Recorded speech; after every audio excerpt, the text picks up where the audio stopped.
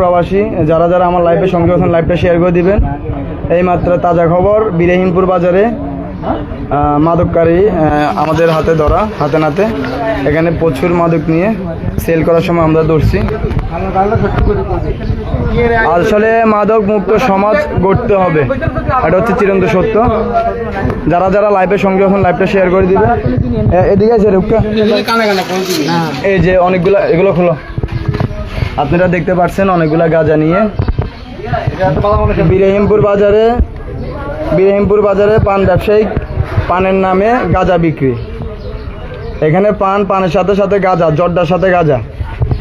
কাস্টমারেরও survey করে যে দেখতেছেন আপনারা।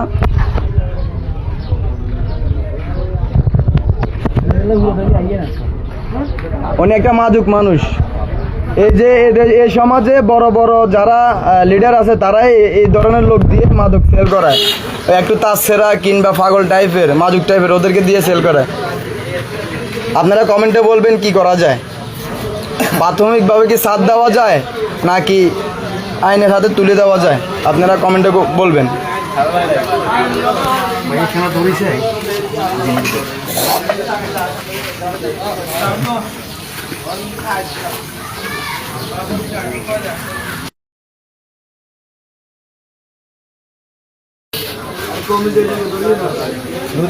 ভাই এটা সেল দিবেন নাকি আপনি? হ্যাঁ এদিকে তাকাই কোন? হ্যাঁ তখন আপনি কেন আনছেন কাটতে?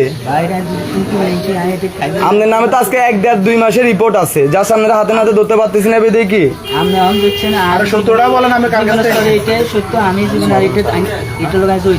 মামুন ভাই 70টা জিজ্ঞাসা করেন, জিজ্ঞাসা করলে আমরা সারি দিব।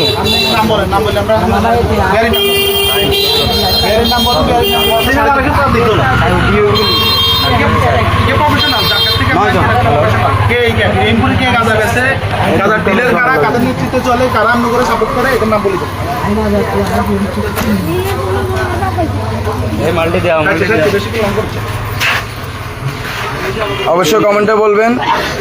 এইমাত্র বিরাহিমপুর বাজারের দীর্ঘ আজকে 2 মাস থেকে আমরা তাকে ধরার জন্য চেষ্টা করতেছি, ধরতে পারি না। আজকে হাতে নাতে ধরছি মাল সহ, দেখতে পাচ্ছেন আপনারা। অবশ্যই কমেন্টে বলবেন।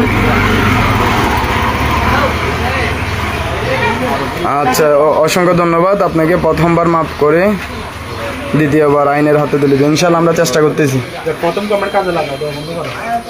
ওকে, আজকের জন্য লাইভটা এখানে সমাপ্তি। যেখানে মাদক নিয়ে আপনারা কাউকে ধরবেন অবশ্যই আমাদেরকে জানাবেন, আইনের সাথে যোগাযোগ করবেন। ধন্যবাদ। ফিরিয়ালা কমেন্টে কর।